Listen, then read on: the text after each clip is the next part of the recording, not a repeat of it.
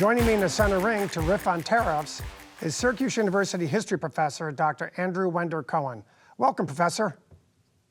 Hi, John.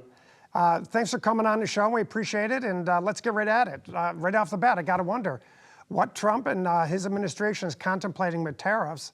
The question is it legal? Well, it may not be legal. Historically, the power to create tariffs rested with the United States Congress. But we saw that during the New Deal period, that began shifting. Congress delegated that power to the president.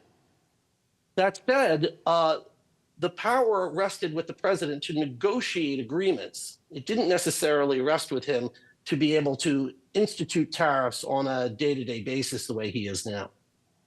Okay, so it remains an open question how far he's going to go, but like other things, it's likely, is it not, that these will be tested in the courts?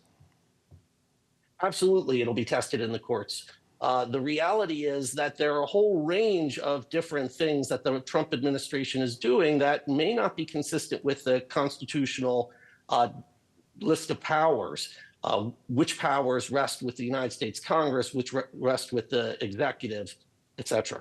So we spoke at the beginning of the show about how much tariffs played a part in the early part of our country, 90% tariff rate, and now towards revenue. Now it's about 2%. How did that happen? How did that come about?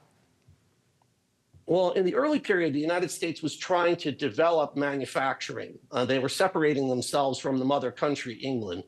Moreover, it was the only way for them to raise revenue was through import duties and by imposts on things like tobacco and alcohol.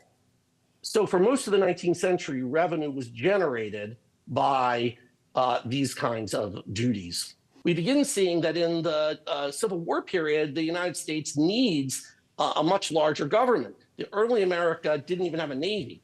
So once you have more demand for revenue, you begin seeing them experimenting with things like an income tax, which is much better at raising revenue. Moreover, by the 20th century, the United States has much more developed industry, and there's a sense that we don't need to have protective tariffs to try and shield American infant industries from foreign competition. All right, so what were the reasons over time that tariffs were used? You mentioned some of them, obviously to develop manufacturing, but what were some of the other reasons tariffs were imposed? Oh, there were a whole range of reasons. Some of the reasons had to do with promoting manufacturing, protecting what were called infant industries. In some cases, in the biggest case, it was used to raise revenue for the United States federal government. It was the main source of revenue until the Civil War. But there's also a moral issue. Sometimes they would impose high tariffs on things like opium or on alcohol or on tobacco because these were things that were frowned upon. They didn't abolish those things in the United States in the 19th century, but they did put very high tariffs, 100% tariffs on things like opium.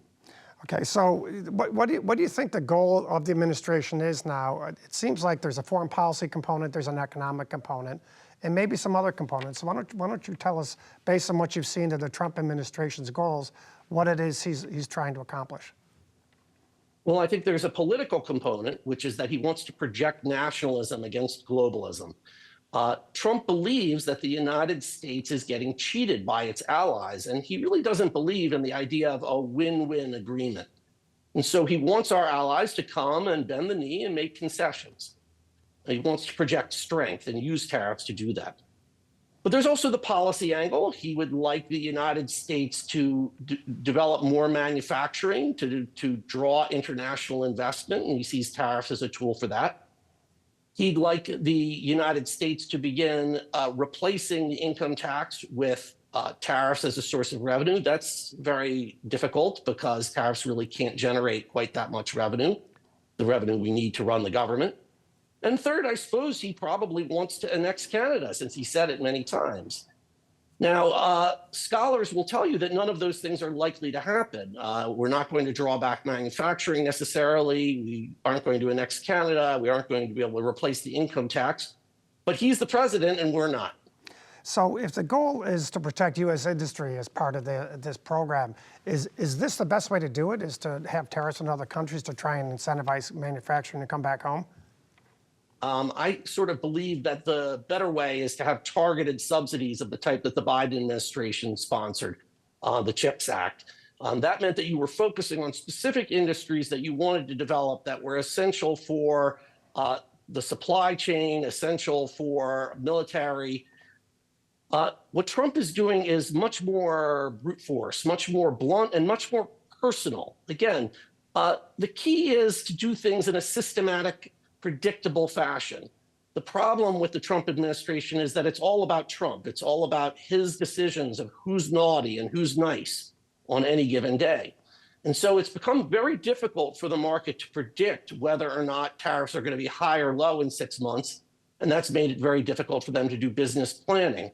So if you were a building contractor, you would find it very difficult to project the cost of your future construction because you wouldn't know the cost of Canadian lumber.